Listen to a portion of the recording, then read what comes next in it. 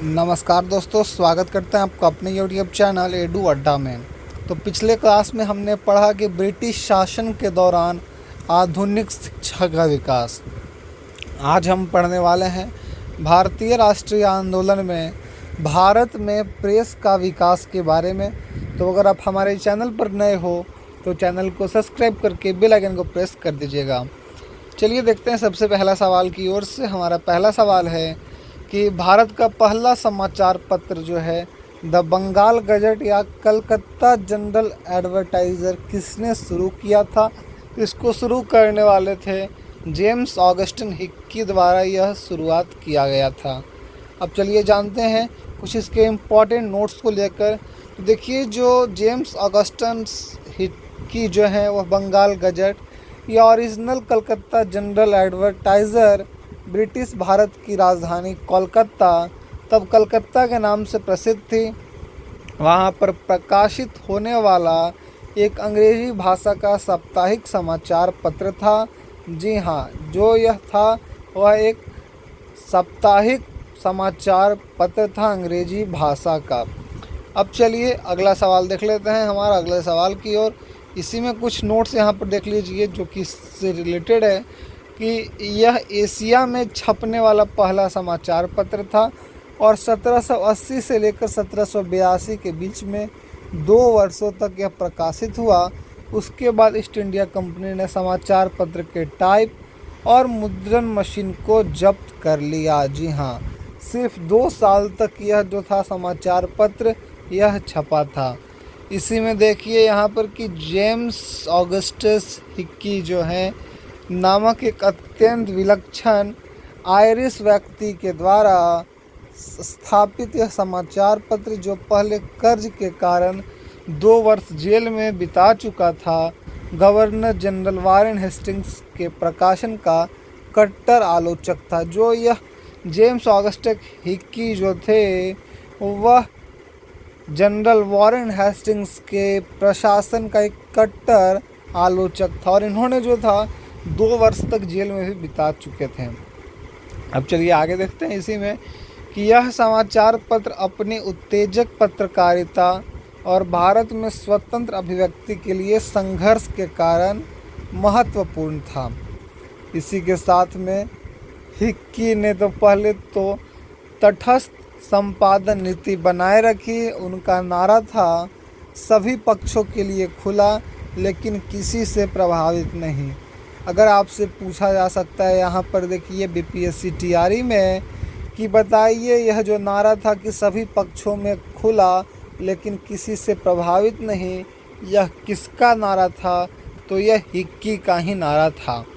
लेकिन जब उन्हें पता चला कि ईस्ट इंडिया कंपनी से संबंध रखने वाले प्रतिस्पर्धी इंडिया गजट नामक एक प्रतिद्वंदी समाचार पत्र शुरू करने का इरादा कर रहे हैं, तो उन्होंने अपना संपादकीय रूप ही बदल लिया। जी हाँ, जब उन्हें पता चला कि ईस्ट इंडिया कंपनी से संबंध रखने वाले जो प्रतिस्पर्धी हैं वह इंडिया गजट नामक एक प्रतिद्वंदी समाचार पत्र शुरू करने का इरादा कर रहे हैं। इसी के साथ देखिए यहाँ पर कि हिक्की ने ईस्ट इंडिया कंपनी के एक कर्मचारी सिमोन ड्रोज पर आरोप लगाया कि उसने ड्रोज और वारेन हेस्टिंग्स की पत्नी मैरियन हेस्टिंग्स को रिश्वत देने से इनकार करने के कारण सज़ा के तौर पर इंडिया गजट का समर्थन किया था। जी हाँ, आपसे पूछा जा सकता है कि वारेन हेस्टिंग्स की पत्नी का नाम क्या था, तो उनका नाम है मैरियन हेस्टिंग्स। जी हाँ, देखिए यहाँ पे मैरियन हेस्टिंग्स जो था वह वारेन हेस्टिंग्स की पत्नी का नाम था। अब आगे देख लेते हैं यहाँ पर कि हिक्की ने दावा किया कि हेस्टिंग्स के आदेश ने उनकी स्वतंत्र अभिव्यक्ति के अधिकार का उल्लंघन किया और उन्होंने हेस्टिंग्स पर भ्रष्टाचार का अत्याचार का आरोप भी लगाया। जी हाँ, भ्रष्टाचार और अत्याचार का आरोप लगाया गया। किसके द्वारा? हिक्की यह दावा कर चुके थे कि हेस्टिंग्स के आदेश ने उनकी स्वतंत्र अभिव्यक्ति के अधिकार का उल्लंघन किया और उन्होंने हेस्टिंग्स पर दावा लगा दिया। जी हाँ, हेस्टिंग्स पर ही भ्रष्टाचार और अत्याचार का जो है आरोप लगाया था हिक्की ने। अब देखिए आगे यहाँ पर कि हिक्की ने कलकत्ता के अन्य ब्रिटिश नेताओं पर भी भ्रष्टाचार का आरोप लगाया था, जिनमें फोर्ट विलियम स्थित सर्वोच्च न्यायालय के मुख्य न्यायाधीश एलिजा इम्पे पर रिश्वत लेने का आरोप तथा प्रोटेस्टेंट मिशन के नेता जोहान जकारियास केनेडर पर अनाथ बच्चों के कोष से चोरी करने का आरोप भी शामिल था। इसी के साथ में देखिए कि हिक्की की संपादकीय स्वतंत्रता कालिक थी, क्योंकि हेस्टिंग्स और किनेडर ने उन पर मानहानि का मुकदमा दायर किया था। जून 1781 में 4 नाटकीय परीक्षणों के बाद सर्वोच्च न्यायालय ने हिक्की को दोषी पाया और इसे जेल में सज़ा सुनाई। जी हाँ, जेल की जो है सज़ा सुना दिया गया। अब देखिए हिक्की ने जेल से अपना समाचार पत्र को छापना जारी रखा और हेस्टिंग्स तथा अन्य पर भ्रष्टाचार का आरोप लगाना भी जारी रखा था। जी हाँ, हिक्की जो था वह भ्रष्टाचारियों पर आरोप लगा रहा था। अब इसमें कितना सच्चाई है वह हिक्की को ही पता था यहाँ पर कि आखिर वह क्यों जो है हेस्टिंग्स पर और किनेडर पर इतने मुकदमा वगैरह करवा रहा था। अब चलिए अगले सवाल की ओर। दूसरा नंबर सवाल यहाँ पर देखते हैं। दूसरा नंबर सवाल है कि लॉर्ड वेलेज़ली द्वारा प्रस्तुत प्रेस सेंसरशिप अधिनियम 1799 ने क्या अधिनियमित किया। जी हाँ, लॉर्ड वेलेज़ली द्वारा जो प्रस्तुत था प्रेस सेंसरशिप अधिनियम 1799 ने क्या अधिनियमित किया था, तो सभी प्रकाशित सामग्री की पूर्व सेंसरशिप। जी हाँ, इसका सही उत्तर होगा सभी प्रकाशित सामग्री की जो है पूर्व सेंसरशिप। अब देखिए यहाँ पर इसके नोट्स में अगर हम बात कर लेते हैं तो लॉर्ड वेलेज़ली द्वारा पारित जो है 1799 के प्रेस सेंसरशिप अधिनियम ने भारत पर फ्रांसीसी आक्रमण की आशंका के चलते प्रकाशित होने वाली सभी सामग्री पर पूर्व सेंसरशिप सहित लगभग युद्धकालीन प्रेस जो है प्रतिबंध लगा दिए थे। जी हाँ, युद्धकालीन प्रेस जो है प्रतिबंध लगा दिए थे। अब चलिए जानते हैं कि आखिर प्रेस सेंसरशिप अधिनियम क्या है। यहाँ पर बात कर लेते हैं प्रेस सेंसरशिप अधिनियम के बारे में। तो भारत में इसे 1799 में जारी किया गया था। इसे लॉर्ड वेलेज़ली ने भारत पर फ्रांसीसी आक्रमण की आशंका को देखते हुए अधिनियमित किया था। अब आप मुझे कमेंट सेक्शन में बताइएगा कि अधिनियमित का मतलब क्या हुआ। आगे देखिए, इसने युद्धकालीन प्रेस पर पूर्व सेंसरशिप सहित कई प्रतिबंध लगा दिए। अब हम आगे जानते हैं कि लॉर्ड जो है हेस्टिंग्स के अधीन इस अधिनियम के तहत प्रतिबंधों में ढील दी गई। जी हाँ, लॉर्ड हेस्टिंग्स के अधीन पर जो है इस अधिनियम के तहत जो है प्रतिबंधों पर जो है ढील दी गई। अब देखिए अगले सवाल की ओर। क्वेश्चन नंबर 3 पर यहाँ देख लेते हैं। क्वेश्चन नंबर 3 हमसे पूछता है कि किस अधिनियम को मेटकाफ अधिनियम के नाम से जाना जाता है, जिसने भारतीय प्रेस को पूर्ववर्ती प्रतिबंधों से मुक्त कर दिया। किस अधिनियम को जो है मेटकाफ अधिनियम के नाम से जाना जाता है, तो अधिनियम है प्रेस अधिनियम 1835 को जो है मेटकाफ अधिनियम के नाम से जाना जाता है, जिसने भारतीय प्रेस को पूर्ववर्ती प्रतिबंधों से मुक्त कर दिया। अब देखिए इसके हम नोट्स में चलते हैं। यहाँ पर नोट्स में क्या है कि चार्ल्स मेटकाफ के द्वारा जो है प्रस्तुत 1835 में प्रेस अधिनियम ने 1823 के घृणित अध्यादेश को निरस्त कर दिया, जिसके कारण मेटकाफ को जो है भारतीय प्रेस का मुक्तिदाता की उपाधि मिली। यहाँ आपसे पूछा जा सकता है कि भारतीय प्रेस का मुक्तिदाता की उपाधि किसे मिली, तो वह मेटकाफ को मिली है। जी हाँ, मेटकाफ को मिली है, जो कि भारतीय प्रेस का मुक्तिदाता का उपाधि मिला है। इसके तहत मुद्रकों और प्रकाशकों को परिसर का सटीक विवरण देने की आवश्यकता थी, लेकिन पूर्व सेंसरशिप को हटा दिया गया। अब चलिए अगले सवाल की ओर बढ़ते हैं। हमारा अगला सवाल क्वेश्चन नंबर 4 की ओर देखिए। क्वेश्चन नंबर 4 क्या कहता है? क्वेश्चन नंबर 4 कर रहा है कि भारतीय प्रेस जो है आपातकालीन शक्तियाँ अधिनियम 1931 जो है किस आंदोलन के खिलाफ दुष्प्रचार को दबाने के लिए लागू किया गया था? तो यह था सविनय अवज्ञा आंदोलन। जी हाँ, कौन सा आंदोलन था? तो सविनय अवज्ञा आंदोलन जो था इसी अधिनियम के तहत जो है दुष्प्रचार को जो है दबाने के लिए लागू किया गया था इस आंदोलन को। जी हाँ, सविनय अवज्ञा आंदोलन को दुष्प्रचार को दबाने के लिए लागू किया गया था भारतीय प्रेस के खिलाफ। अब चलिए देखते हैं यहाँ पर इसके कुछ नोट्स जो कि इम्पॉर्टेंट है आपके लिए। इसके नोट्स पर ध्यान दे लेते हैं कि 1931 का भारतीय प्रेस जो है अधिनियम विशेष रूप से सविनय अवज्ञा आंदोलन के प्रचार को दबाने के लिए बनाया गया था, जिससे प्रांतीय सरकारों को असहमति से निपटने के लिए व्यापक शक्तियाँ जो है मिल गई। इसी के साथ 5वें नंबर सवाल की ओर देखिए। 5वां नंबर सवाल हमसे पूछ रहा है कि 1908 से लेकर 10 के प्रेस अधिनियमों को निरसन किस वर्ष हुआ और इसकी सिफारिश किस समिति के द्वारा की गई थी?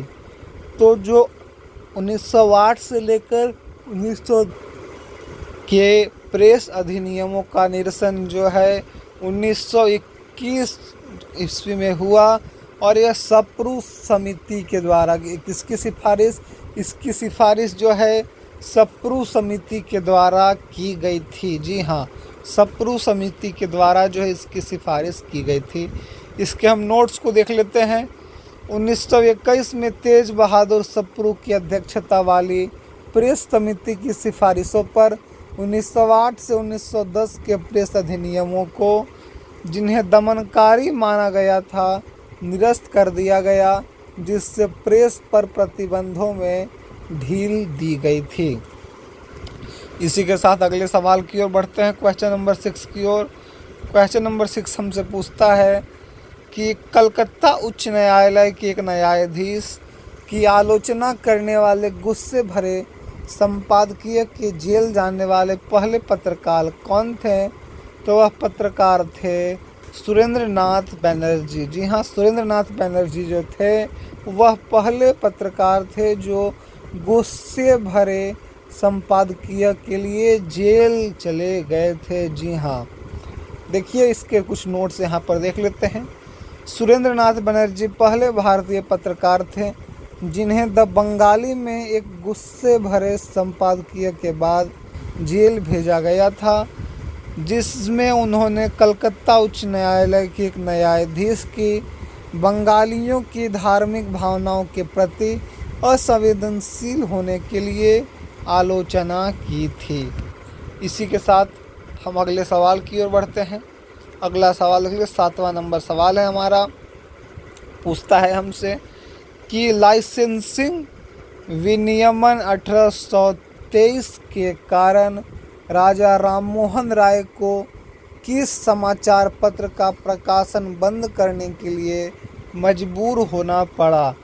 तो वह समाचार पत्र था मीरात उल अखबार। जी हाँ, मीरात उल अखबार एक ऐसा समाचार पत्र था जिसे राजा राममोहन राय के द्वारा जो है यह बंद किया गया, और इसका मजबूरी क्या था? लाइसेंसिंग विनियमन 1823 के कारण। जी हाँ, इसका सबसे बड़ा मजबूरी यही था, लाइसेंसिंग विनियमन 1823। आपसे सवाल यहाँ पर इस तरह से पूछा जा सकता है कि आखिर राजा राममोहन राय को जो है किस समाचार पत्र का प्रकाशन बंद करने के लिए मजबूर होना पड़ा? तो वह था मीरात उल अखबार। और कारण क्या था? तो कारण था लाइसेंसिंग विनियमन 1823 का कारण। ठीक है, आपसे पूछा जा सकता है यहाँ पर एक तरह से और घुमा करके कि बताइए मीरात उल अखबार जो था, जो कि राजा राम मोहन राय के द्वारा बंद किया गया था, किस कारण से आखिर बंद किया गया था? तो जो प्रकाशन किस कारण से बंद किया गया था, तो वह कारण था लाइसेंसिंग विनियमन 1823। अब चलिए इसके नोट्स को देख लेते हैं। यहाँ पर इसका नोट्स हमसे क्या कहता है कि 1823 के लाइसेंसिंग विनियमों जिसने प्रेस पर सख्त नियंत्रण लगा दिया था, जिसके कारण राजा राम मोहन राय को अपने समाचार पत्र मीरात उल अखबार का प्रकाशन बंद करना पड़ा, जो मुख्य रूप से भारतीय भाषा के समाचार पत्रों या भारतीयों द्वारा संपादित समाचार पत्रों के विरुद्ध था। अब चलिए यहाँ 8 नंबर सवाल क्या है। 8 नंबर सवाल पूछ रहा है हमसे कि भारतीय प्रेस अधिनियम 1910 का संदर्भ में कौन सा कथन सही है? तो देखिए उत्तर इसका है कि इसने शाब्दिक और अंग्रेजी दोनों प्रकाशनों पर कड़ी सेंसरशिप लगा दी थी। नोट्स पर जान लेते हैं कि भारतीय प्रेस अधिनियम 1910 आखिर क्या है। तो इसने स्थानीय सरकार को एक अपमानजनक समाचार पत्र को समाप्त करने का अधिकार जो है दिया था। जी हाँ, इसने स्थानीय सरकार को एक अपमानजनक समाचार पत्र को समाप्त करने का अधिकार दिया था। अब इसी के साथ यहाँ पे आगे देखिए कि इसने अंग्रेजी के साथ साथ सभी प्रकाशनों पर सख्त सेंसरशिप लगा दी, इसलिए केवल जो है विकल्प 2 सही है। तेज बहादुर सप्रू की अध्यक्षता में एक प्रेस समिति की सिफारिश पर इसे 1921 में निरस्त कर दिया गया था और यह मोतीलाल नेहरू के नेतृत्व वाली समिति की सिफारिशों पर आधारित था और लॉर्ड हार्डिंग के कार्यकाल में इसे जो है लागू किया गया था। जी हाँ, लॉर्ड हार्डिंग के कार्यकाल में इसे जो है लागू किया गया था। इसी के साथ देखिए अगले सवाल की ओर, क्वेश्चन नंबर 9 की ओर। क्वेश्चन नंबर 9 हमसे पूछता है कि वर्नाकुलर प्रेस अधिनियम 1878 के दमनकारी उपायों से बचने के लिए अमृत बाजार पत्रिका को रातों रात अंग्रेजी समाचार पत्र में किसने बदल दिया? वर्नाकुलर प्रेस अधिनियम जो था 1878 के दमनकारी उपायों से बचने के लिए जो अमृत बाजार पत्रिका था उसे रातों रात अंग्रेजी समाचार पत्र में किसने बदल दिया? तो वह थे शिशिर कुमार घोष के द्वारा ऐसा किया गया था। इससे जुड़े हम कुछ नोट्स देख लेते हैं। यहाँ पे वर्नाकुलर प्रेस अधिनियम 1878 के प्रतिबंधात्मक उपायों से बचने के लिए शिशिर कुमार घोष ने रातों रात अमृत बाजार पत्रिका को स्थानीय भाषा से अंग्रेजी भाषा के समाचार पत्र में बदल दिया। जी हाँ, इसका वजह क्या था? शिशिर कुमार घोष किस लिए बदले थे? तो वर्नाकुलर प्रेस अधिनियम 1878 के प्रतिबंधात्मक उपाय से बचने के लिए, जो कि 1878 में जो प्रतिबंधात्मक उपाय से बचने के लिए जो शिशिर कुमार घोष ने ऐसा किया था। अब देखिए आगे यहाँ पर 10 नंबर सवाल है। 10 नंबर सवाल पूछ रहा है कि समाचार पत्र अधिनियम 1908 के बारे में निम्नलिखित कथनों पर विचार कीजिए। कथन कुछ इस प्रकार से हैं।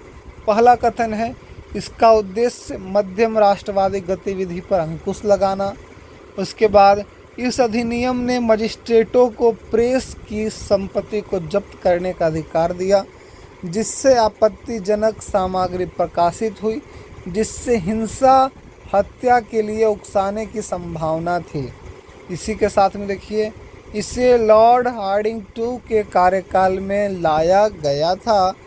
और देखिए यहाँ पर उपरोक्त कथनों में से कौन सा जो है गलत है? तो इसमें से जो कथन गलत है वह केवल 1 और 3 कथन जो है गलत है। पहला वाला कथन और तीसरा कथन जो है यह गलत है। बाकी जो 2 नंबर कथन है यह बिल्कुल सही है।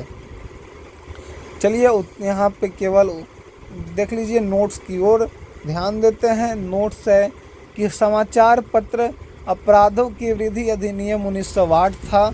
इसका उद्देश्य जो है चरमपंथी राष्ट्रवादी गतिविधि के खिलाफ था। तो कथन एक जो है बिल्कुल भी गलत है। जी हाँ, जो इसका उद्देश्य था चरमपंथी राष्ट्रवादी गतिविधि के खिलाफ था, और यहाँ पर लिखा हुआ है कि इसका उद्देश्य मध्यम राष्ट्रवादी गतिविधि पर अंकुश लगाना था। तो ऐसा बिल्कुल भी नहीं है। जी हाँ, अंकुश लगाना नहीं था, बल्कि इसके खिलाफ में था।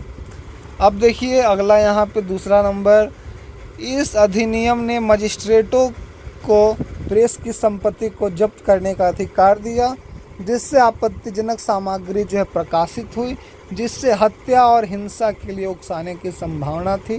तो यह कथन जो है बिल्कुल सही है। इसी के साथ में इसे लॉर्ड मिंटो द्वितीय के कार्यकाल में लाया गया था, अतः जो है कथन 3 गलत है। कथन 3 क्यों गलत है?